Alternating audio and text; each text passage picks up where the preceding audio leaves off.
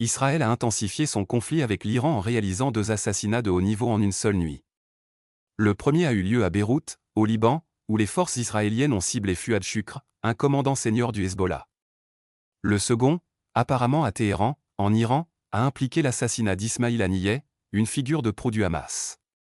Bien qu'Israël n'ait pas officiellement confirmé son implication dans la mort de Haniyeh, il semble s'agir d'une réponse directe au conflit en cours, les deux parties, Iran et Hamas, accusant Israël d'avoir orchestré l'attaque.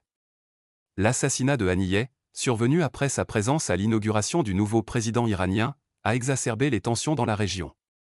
Le Hamas a dénoncé ce meurtre comme une escalade significative, pouvant transformer le conflit en cours à Gaza en une guerre régionale plus large. L'Iran a juré de riposter, augmentant ainsi les enjeux pour les développements futurs. Cet assassinat fait suite à la récente frappe israélienne contre le Hezbollah au Liban, où Israël a affirmé avoir tué une figure clé responsable du programme de missiles du groupe. Malgré l'admission par Israël de cette attaque, il n'a pas encore commenté officiellement l'assassinat de Haniyeh, ce qui a suscité une large condamnation et une préoccupation croissante quant à une éventuelle escalade.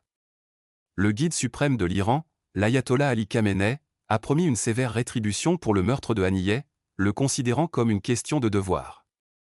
Cette démarche pourrait potentiellement mener à un conflit plus intense avec une confrontation directe entre Israël et l'Iran. L'assassinat de Haniyeh intervient alors que les négociations pour un cessez-le-feu à Gaza sont tendues, les efforts de médiation de l'Égypte et du Qatar étant désormais potentiellement compromis. Des pays tels que le Pakistan, l'Égypte, la Russie, la Chine et la Turquie ont condamné l'assassinat, la Turquie avertissant qu'il pourrait aggraver le conflit à Gaza à une échelle régionale. Alors que la situation évolue, il y a une incertitude quant à savoir si cela conduira à un conflit plus large avec l'Iran ou créera une opportunité pour un cessez-le-feu.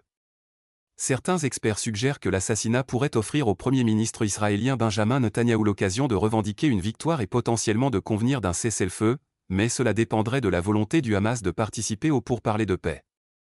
Pour rester informé des derniers développements, abonnez-vous à notre chaîne YouTube et restez à l'écoute.